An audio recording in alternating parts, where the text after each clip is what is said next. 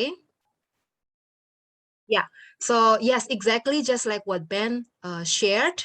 When we come to teaching, yeah, or when we come to listening, even as you are guys still learners of English, actually there were two barriers, right? Not only the technology advancement, I mean the device, the internet connection, not only that, but another barrier would be the language barrier, right? Since we are learning English as our foreign language, I mean as foreign language, as well as our future students later on, they are going to learn English still as a foreign language, right? I don't know until when Indonesia still have English will be established as Indonesian language. Of course not. No. Yeah, but English will still be an international language as well as our foreign language in Indonesian context. Yeah, so those are the two barriers that we need to keep in mind. Yeah, so it means that we don't only directly, yes, sure, yeah, Ben. So actually, guys, listening comprehension or even listening to facts just to find information, like fast listening or deep listening, something like that. Yeah, those two skills actually can be facilitated if we keep on practicing to use some strategies that group one has presented, right? Yeah, by taking notes, by showing verbally, like showing expression that we are listening. Okay, that could help us. But what about if another barrier came forward as well, just like what Ben shared? Yeah, the linguistic or the language barrier. That would be a way too, not too much, but that's heavy, not only for us as the teachers, but especially for our learners, right? So I think modification or the combined mixed languages used, that would be fine. But well, there are still been, I mean, there have been like a debate until now, yeah, among linguists, English linguists, or even pemerhati bahasa gitu ya, in English and Indonesian context over Asian countries, whether the use or the method of mixing language, yeah, could be another obstacle that English teachers in Indonesia especially need to continue use, or we need to go to the or shift to another perspective, another paradigm, which is trying to make sure or trying to make use of English in daily conversation or daily interactions. What I could say would be, what do you think, guys? For example, if you are asked to teach English later on, right? Yeah, English subjects, and then what would you choose? Whether you will choose using English gradually, yeah, of course, yeah, not directly use fully English, like full English, yeah, talking with your friend, with your students, teaching them, or you will mix languages. I don't know, for those of you who use English and Indonesian while you're teaching your tutis, yeah, what would be the challenges, the biggest challenge?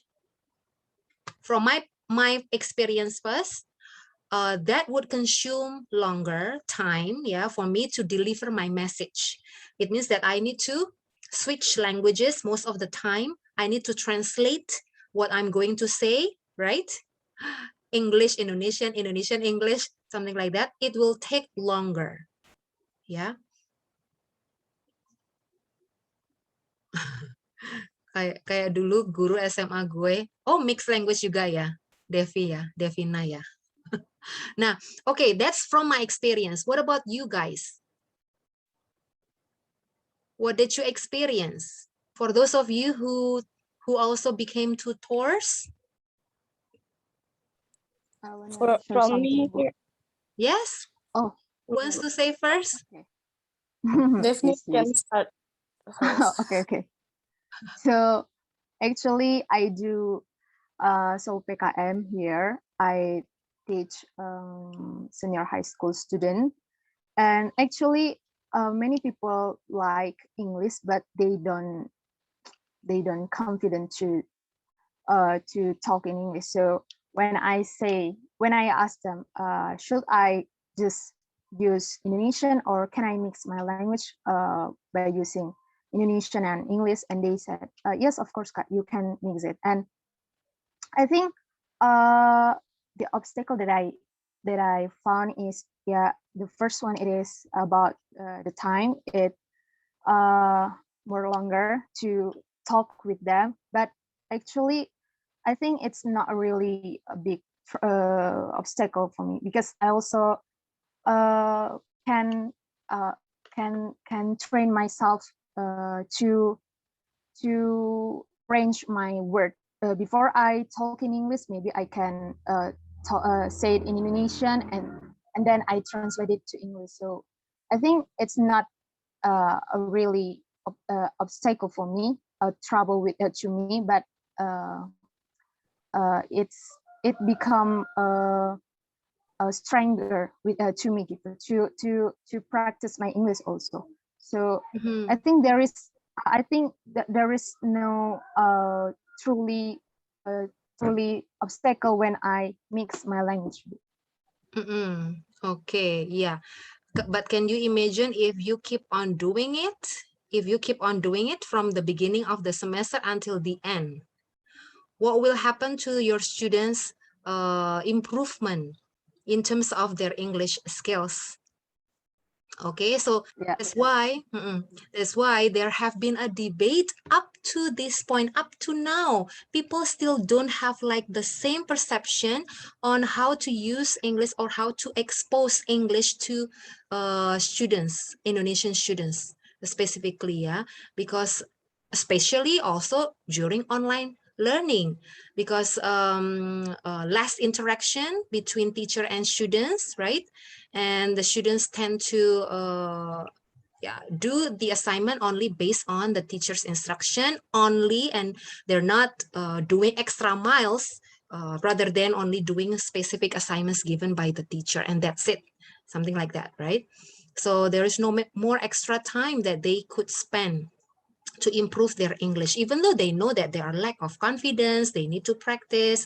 But again, this online context really could, decrease students' motivation to keep on learning. Yeah. Okay, and there is another message also. Grace, using mixed language can produce some ambiguous thing and can messing up what we want to say and the listeners understanding. Yes, this is really true. Yeah, and that's what I said before. That's why I said before, what happened if we mix language from the beginning of the academic year until the end? And thank God if the parents didn't complain, yeah, about, okay, so my children's English is not improving. What happened? If parents expect more of their children's English skills improvement, then it will go back to the teacher, right? So we need to have various strategies, yeah, to make sure that our students will not face bigger challenges whenever they encounter English exposure or English use in the classes that they're having, but also their English skills will be improved, right? Do you agree with me, guys? Yeah, so mix also between the assignments that the teachers can give through asynchronous and synchronous time. That would be also another strategy that teachers can use. Yeah, so giving them like a reading passage, but maybe like something that is not too long, the reading passage not too long, and then ask them to analyze, and then later when they come back to synchronous meeting, then they can discuss, they can share ideas and blah, blah, blah. Okay. Any other point of view? I like this afternoon, guys, actually. Since most of you turn your camera on so that I can see your verbal, non-verbal expressions, just like what group 1 presented. And this is a good start, I think. Okay, any other thoughts? Maybe I will share Oh yeah, something. Jessica, yes, sorry. Yes, Jessica. When I teach my tutees, actually, I asked them if I could use my full English in class. Could you guys understand? And they said we can, but just the intinya gitu, ma'am. And then I just realized this evening, this afternoon, sorry, that ketika mereka mengerti inti dari percakapan, berarti artinya mereka sudah mulai bisa untuk apa ya, bisa mulai belajar untuk ngomong, tapi mereka tidak punya keberaniannya gitu, ma'am. Yeah, and then I just think that maybe I will push them more by maybe using full English in my class, just to sharpen their listening and encourage them to speak in English, ma'am. Itu sih, ma'am. Okay.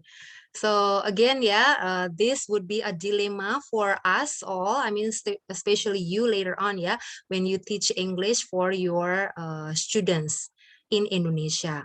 And something that Jessica just mentioned just now, yeah, if the students could grasp the meaning, I mean, the essence of what the speaker is saying or what their teacher are talking about, they get the point, and then all they need to do is just collect all the power within themselves to confidently say things, right, in English, right?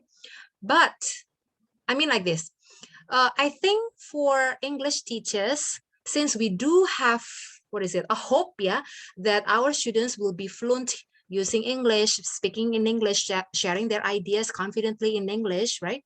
But, and then we face that this is the reality, right? The students are still reluctant to say things, even in Bahasa Indonesia, right? So this ineffective listening, just like what group 1 presented, actually will not meet will not meet the point. We will not get the solution, right?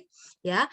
But if English teacher can see the situation, but still, along the way, the English teacher will continuously encourage their students to start to say things in English, not only in Bahasa Indonesia, and only use Bahasa Indonesia in certain times. Yeah, so not all the time the teacher needs to translate everything, but only in certain times, in the most crucial time. So for example, when the teacher needs to give an assignment to the students, so the teacher needs to emphasize certain criteria expected on the rubric, for example, and then the teacher can use Bahasa Indonesia. Or if the teacher wants to emphasize other parts during the learning process, the teacher can use Bahasa Indonesia. But a part of that, the teacher will also need to train the students also to get exposure more on English through their listening skills, right? Yeah, I think that's all what I can say, yeah, about the 2 barriers that I talked about earlier. Yeah, and now if we have known this situation, these challenges, then in effective listening, we'll have a higher degree of challenge, I believe. Yeah. So if there are 2 barriers, and then if we would like to address this to our students, come on, students, be active, participate more actively during the discussion time. But we do know that they have these two barriers. Okay, so could we still expect the students to contribute more actively during the discussion time or during the Zoom meeting like this, guys? What do you think? Related to what group 1 presented, what group 1 has presented to us, yeah? About the causes, the effects, the strategies that Nikita beautifully explored. I like the way Nikita tried to explain to each one of us in her own way, in her unique way, yeah, so that I could sense that she explained it truly from her heart. It doesn't mean that Daphne, Ben, and Elsa didn't do that, but I like the way a speaker say things more naturally, yeah, from what she could grasp or what she could possibly explore and expand more in order to make the readers or the listeners really understand what the points are. Okay, what do you think, guys? Apa tadi pertanyaannya, Bu?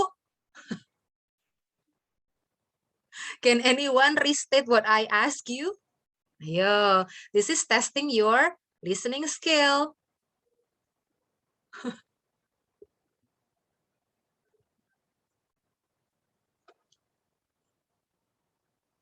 Anyone who still got the point of what my question was?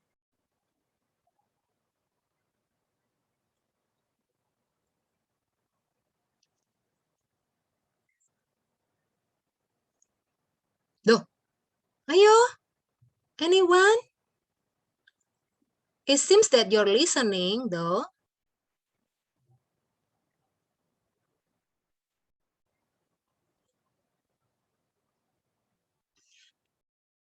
Okay, so guys, from Grace and also from Nikita just now, what they shared, yes, that is a part of what I asked. So the fact that our students, Indonesian students, yeah, whom you are going to teach, or even you right now, even though you still face these two barriers, right? Yeah, the language barriers and as well as the connection barriers, the distractions and everything that are called like causes, explained as causes by group 1, yeah. So my question was, can we still expect our students' contributions throughout the learning process then? Or should we consider these barriers to become the things that might make us, okay lah, we need to understand the student situation, and then we don't need to expect too much from the students, something like that, guys. So, any thoughts? Ini kalau dari Grace ya, I haven't finished reading your opinion ya, Grace. Yeah, you send it personally to me, but I will just read it aloud, okay, Grace? Grace, you have been very attentive and responsive as well, even though you send personal message to me. In my opinion, ma'am, yes, we still need our students' contribution and activeness from them. They still can listen and give response to what they have listened to, even though there are barriers. They can use chat box or emoticons to share what they feel.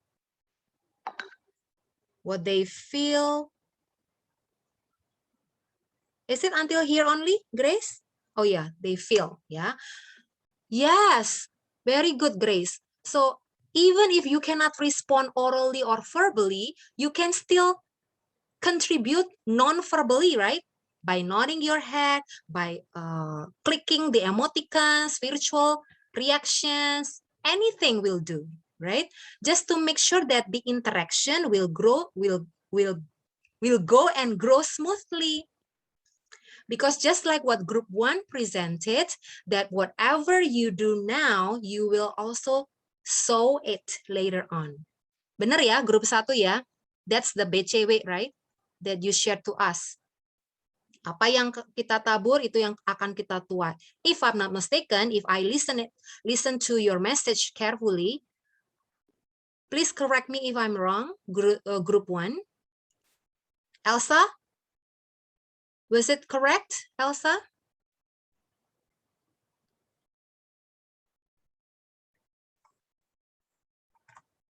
Hello, Elsa?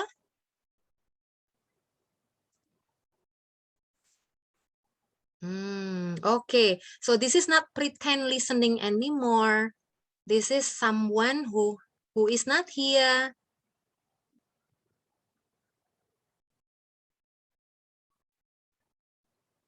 Okay, Daphne, and then Ben, Elsa, and one more. Aduh, kenapa lupa? Oh, Nikita, Nikita. Oh, Nikita already contributed, ya. Only Elsa, that's why. As a lecturer, as a teacher, you would try to find a way to find your lost sheep. Elsa, you are the lost sheep now.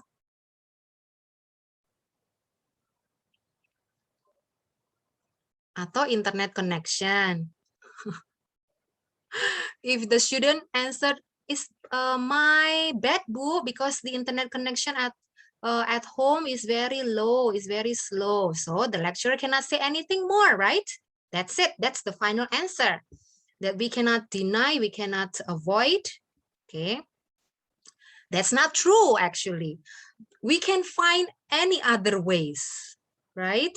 Elsa can contact the PIC, PIC can contact me, PIC can also share the anything, any information related to your connection here in the chat box, right?